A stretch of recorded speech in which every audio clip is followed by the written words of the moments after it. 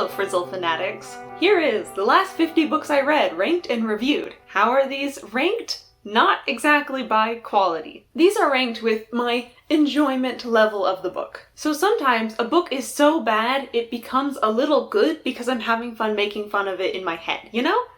So the ranking does not always follow the star ratings, which is more how good I think the book actually is. Got it? Got it. Let's go! 11/22/63. I did not finish, and that comes at number 50 on this list. I really wanted to read a time travel book. I really wanted to read a Stephen King novel, and I decided that this was the best of both worlds. It turned out to be not good enough to keep my attention for very long, and I gave up about a fifth of the way in. I thought the main character was bland, and the writing style honestly also kind of bland. Just wasn't for me. I did try another Stephen King novel, which comes in a little higher on this list. 49, Calvin. And I appreciate what it was doing with the themes of finding yourself in a mental health crisis and also making new relationships with people. It is about a teenager named Calvin who is recently diagnosed with schizophrenia and is hallucinating his tiger, Hobbs. And then him and his best friend and maybe love interest, Susie, go on a winter adventure and kind of falling in love.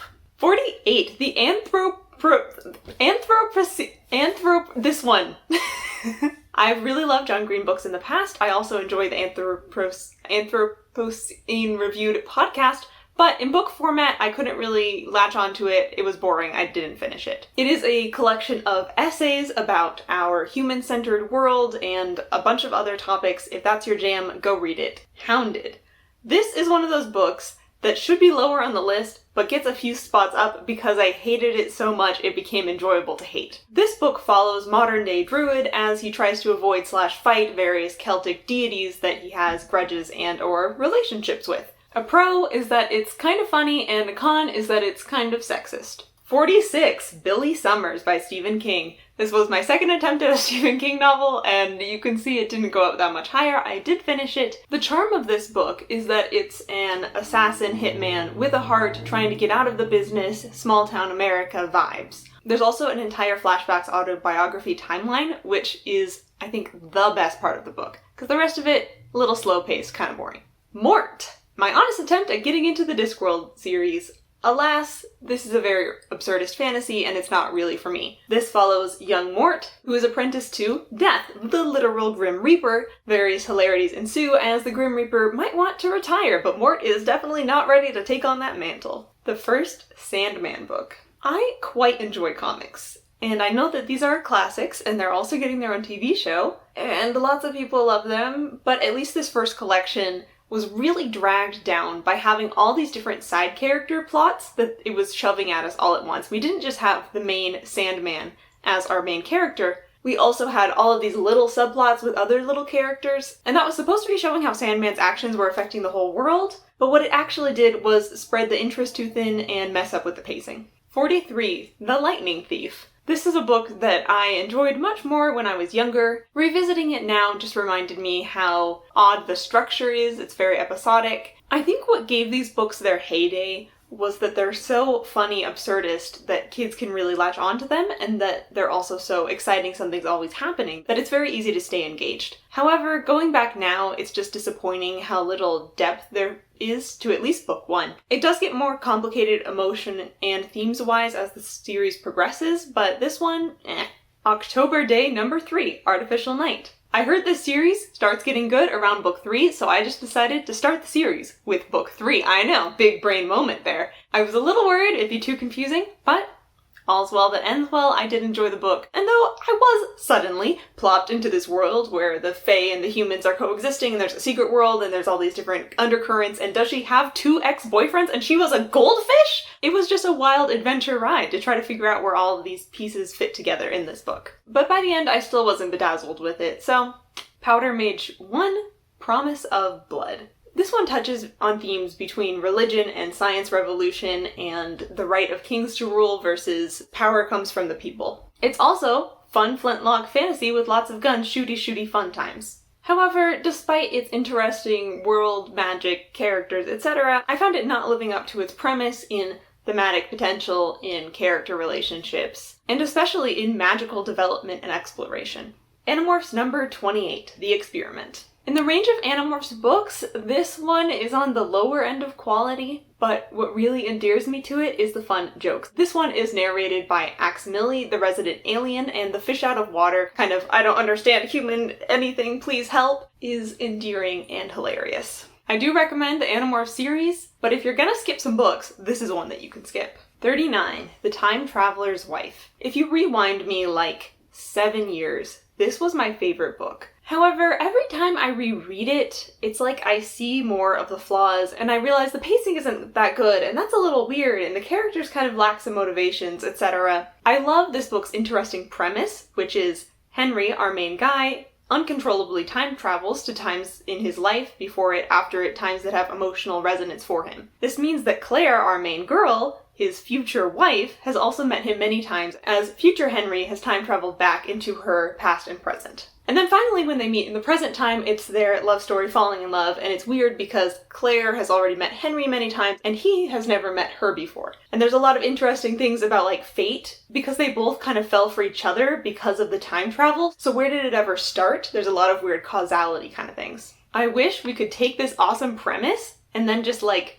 write it a little bit better, and then I think it might become one of my favorite books again. But as of now, I think I am done rereading this book. This is probably reread like number 10 for me, and at this point I think I am done, which is a big milestone, but that's that. 36 through 38, 3 Mages and a Margarita series, the Guild Codex Spellbound series, books 1, 2, 3. These books have some of the most efficient, brilliant, entertaining exposition I have ever read. They are about Tori, regular down on your luck, serious anger management issues waitress trying to get a job. She accidentally stumbles into a job at this one bar, which turns out to be a hub of the magical underworld culture. And suddenly she's serving people at the bar who are mages and vampire hunters, etc. And then, of course, various shenanigans, adventures, magical things ensue. These books are clever and fast-paced and really strong female gaze, and I can't wait to continue the series because I can see a lot of potential for these books.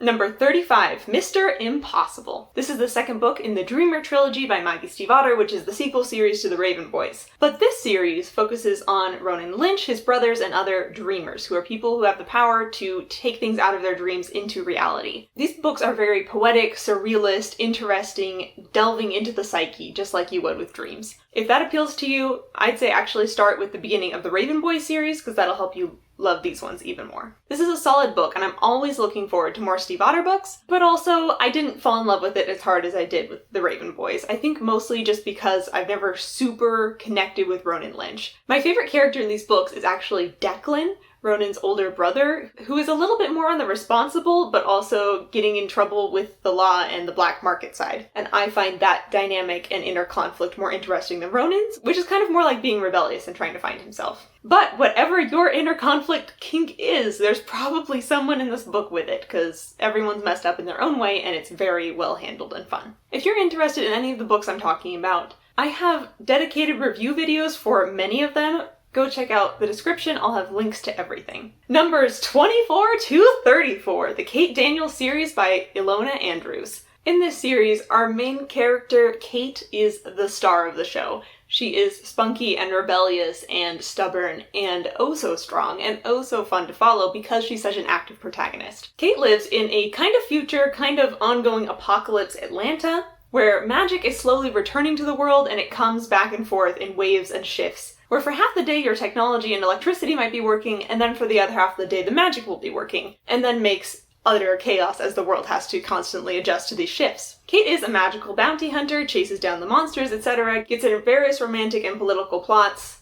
It's a fun romp. And if you like paranormal romance or urban fantasy, this is like right there in the middle. It's great. 20 to 23, Sandman Slim, books 1 through 4. This series is my current obsession, and so there's a little bit of recency bias, but I am in love with it. This book follows our very strong anti-hero, Sandman Slim James Stark, who has recently escaped from over a decade being unfairly imprisoned in hell, and now he's off to maybe save the world, maybe go on a killing spree revenge flick. Or both at the same time, why not? I especially love this series because of how strong the characters are. Our main character, Stark, stands out so much as someone who is always internally consistent, always making the decisions you would expect his character to make, and the plot falling out because of it. By the end of the book, I'm in love with all of these characters. It is top-notch work there. Number 19, Risen. This is the 12th book in the Alex Vera series, and it is the last book. It caps off the series, and it is maybe one of the best endings to a series I have ever read. It wraps things up both plot-wise and thematically and character-wise, and though not everything is happy in the end, I did feel satisfied with everything. The Alex Vera series follows our homeboy Alex, who has the power to see a few minutes into the future and see all of the possible things that are about to happen. This causes many shenanigans as he also gets involved in the political sphere, which is very strong, of all of the mages and superpowery people in modern day London. The series also has a great exploration of characters going evil and going good again, and really trying to find that balance between ruthlessness and actual morality. 17 and 18, Alpha and Omega series.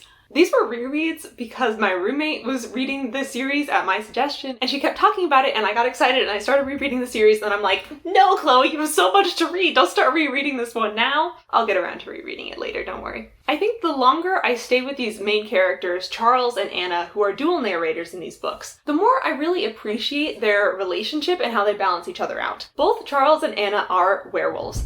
Charles is the scary, out-of-control anger management, but also kind of a gentle giant inside werewolf. And Anna is the caring internal strength, but really still trying to figure out this whole werewolf business. I'm kind of new at this. And they are deeply in love with each other, but still getting to know each other. Various adventures, werewolf business, etc. I love this series. And in our spots 9 through 16, we have the Rivers of London series. Though every individual book in the Rivers of London series I would rate like 3-4 stars, the entire series experience is a 5-star experience. Because these books wonderfully build on each other, especially with the relationships forming and the character growing. This series follows Peter Grant, modern-day police constable in London, who gets recruited into joining the Magic Police. The absolute gems of this series is Peter Grant himself, his personality, narration, and the way he makes decisions is very fun to watch. Also, the magic system, I'm in love with it. It's so good. It's very kind of pseudoscience, almost real science, Newtonian, but also a little trippy. I can't give it justice. Just go read the books. Lost and Found. This is one of those books that really clicked with me the first time I read it, and on a reread, it's still very good. I think what I really connect with in this book is the theme and exploration of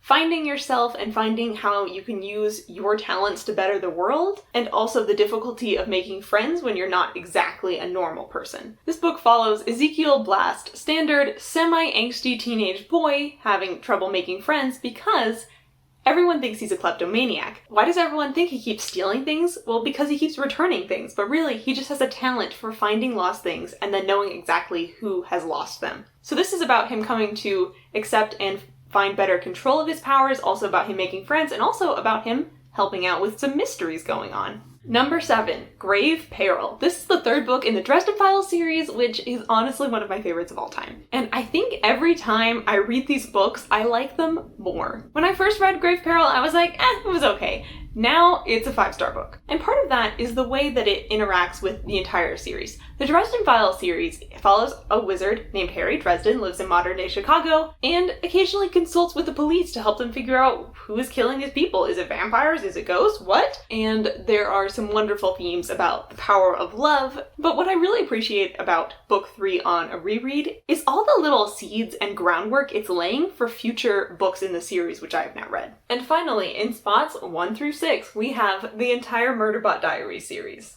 This series has entirely stolen my heart with its adorable main character. The Murderbot Diaries series follows a sentient cyborg/android who has semi-recently hacked its own programming so that it doesn't have to follow orders anymore. Various shenanigans ensue, the most important one, finding the importance of the power of friendship and learning social skills. This series is an utterly fantastic exploration of free will and autonomy and finding yourself and finding your own independence. And how hard it is to make friends, especially when you're going outside of your social comfort zone. I would recommend these books to literally everyone, and they are undoubtedly the top spot here. If you're interested in buying various bookish t-shirts and mugs and stuff, please go check out my store. There's a link in the description. So, thank you for watching. What do you think of all of these books? And leave a books emoji if you made it to the end of the video.